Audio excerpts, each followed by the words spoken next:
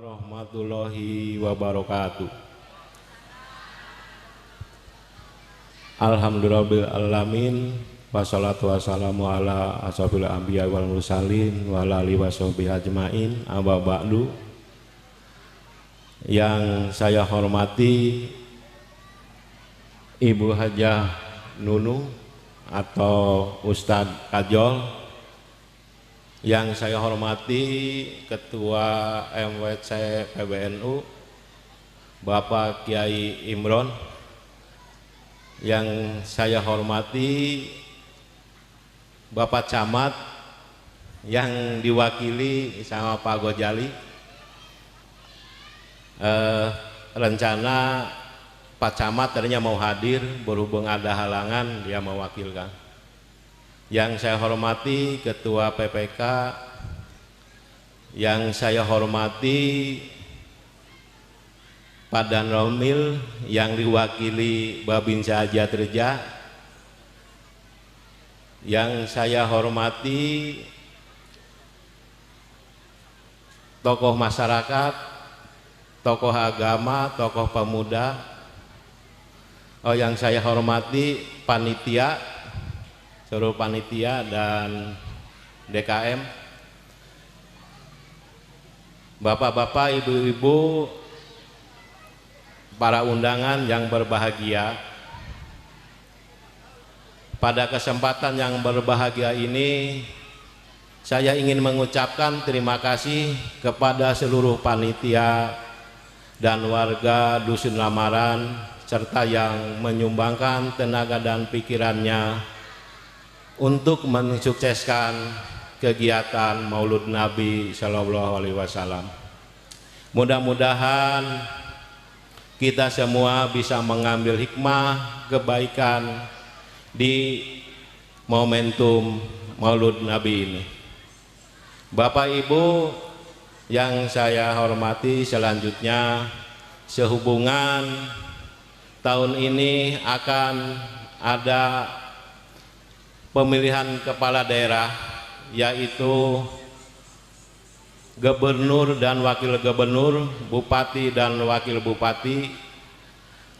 Saya minta kepada warga Dusun Lamaran, khususnya umumnya kepada warga masyarakat Desa Jatreja, nanti pada waktunya itu harus hadir ke TPS melaksanakan pencoblosan.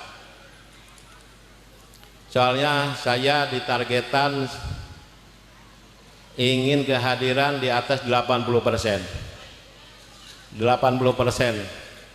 Nanti Bapak Ibu itu hak pilih Bapak Ibu itu sangat menentukan untuk pemimpin kita, yaitu Bapak Gubernur dan Wakil Gubernur, Bupati dan Wakil Bupati. Nanti lebih jelasnya akan diterangkan sama PPK.